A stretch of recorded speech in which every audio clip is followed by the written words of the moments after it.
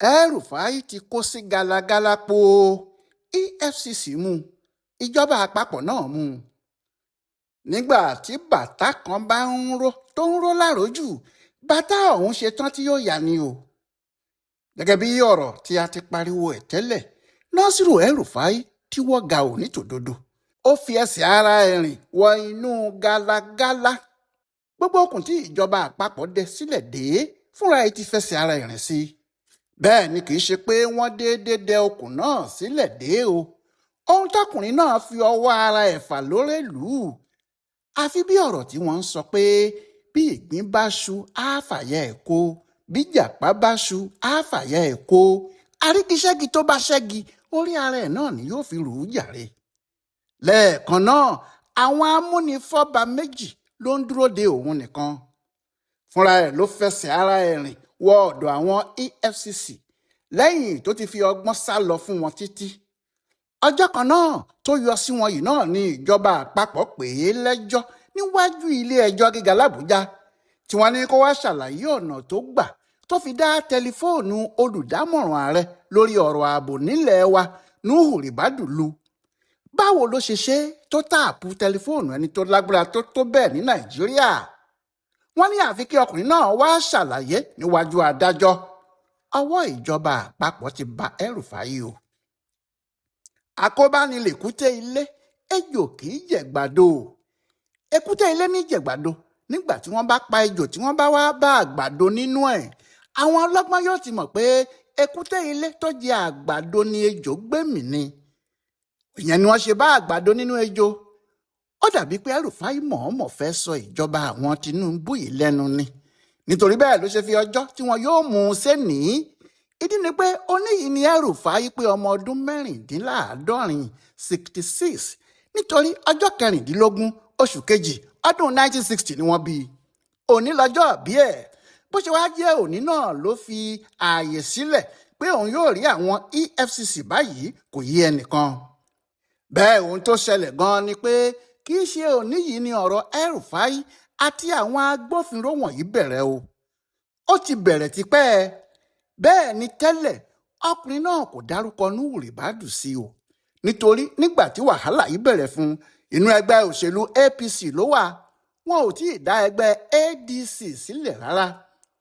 Kò sì tí ì sí ìjà gidi kan láàrin òun àti Ribadu. Bí ìjà kankan bá wà rárá láàrin òun àti àwọn ọmọlé ìgbìmọ̀ aṣòfin ìpínlẹ̀ Kaduna ni. Àwọn ni wọ́n ń wádìí ìjọba El-Rufai wò. Àwọn ni wọ́n sì fọ̀rọ̀ ẹ̀ tó EFCC létí. Láàrin oṣù kẹsàn-án ọdún 2023 sí ìparí ọdún náà àwọn aṣòfin ìpínlẹ̀ Kaduna wádìí àwọn owó kan tó sọnù lásìkò tí El-Rufai fi ń ṣe gómìnà láàrin ọdún 2015 sí 2023 tó gbéjọba sílẹ̀. Níbẹ̀ ni wọ́n ti rí i pé láàrin ìgbà náà owó tó tó 400 bílíọ̀nù 400 billion naira ló sọnù lásìkò náà tàbí tí wọ́n ṣe báṣubàṣu tí kò sì ní àkọsílẹ̀ gidi. Àwọn aṣòfin yìí gbà pé El-Rufai kó owó náà jẹ ni nítorí nígbà tí wọ́n pè é pé kó wá ṣàlàyé báwọn owó ọ̀hún ti ṣe jẹ́ El-Rufai yóò dá wọn lóhùn. Ó fi wọn gún lágídí ni. Nígbẹ̀yìn àwọn yẹn dá a lẹ́bi àmọ́ kò sí ohun tí wọn yóò fi ọ̀rọ̀ ẹ̀ ṣe. Wọ́n gbé ìwé ìdálẹ́bi náà dání.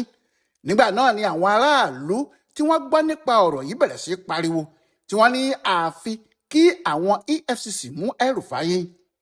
Ní ọjọ́ 1 oṣù karùn-ún ọdún 2024 àwọn ẹgbẹ́ òṣìṣẹ́ àtàwọn ará ìpínlẹ̀ Kaduna ṣe ìwọ́de.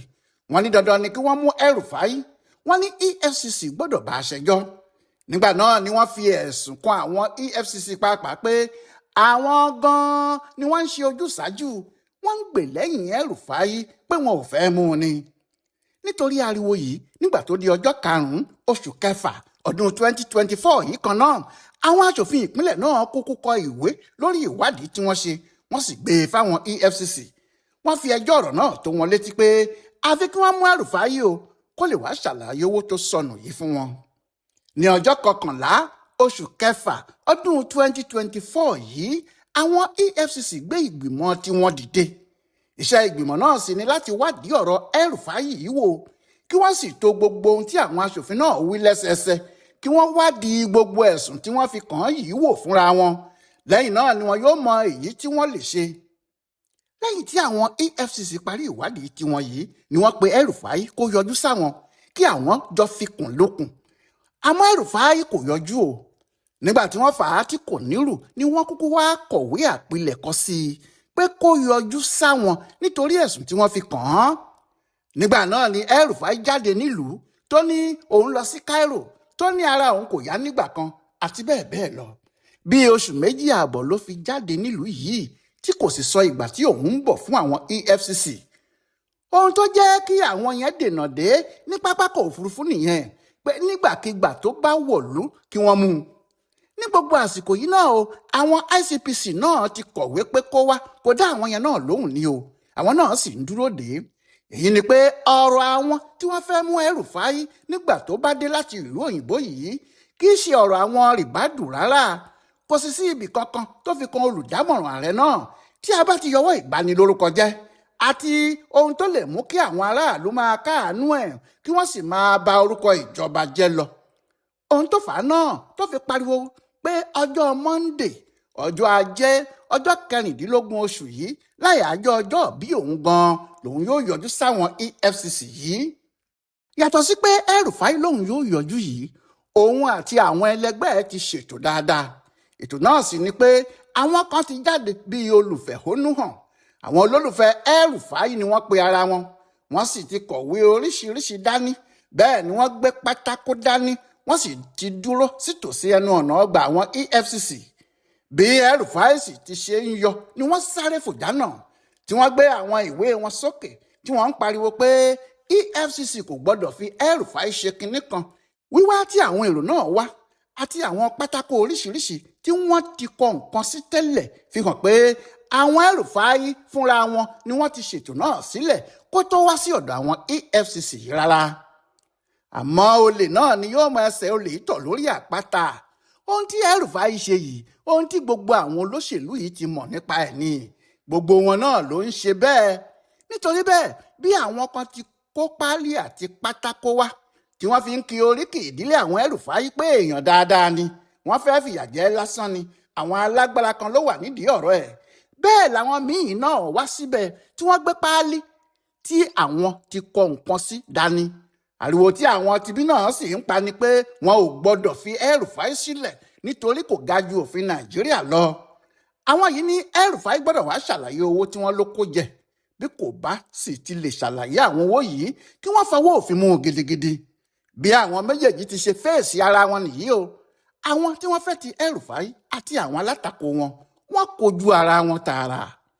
Ìgbà táwọn EFCC rí i pé wọ́n fẹ́ fi kinní náà dá wàhálà sílẹ̀ níwájú ọ́fíìsì àwọn ni wọ́n bá rọ́ tajútajú lù wọ́n, pàápàá nígbà tí àwọn tí wọ́n tẹ̀lé gbìyànjú láti wọlé sínú ọgbà wọn.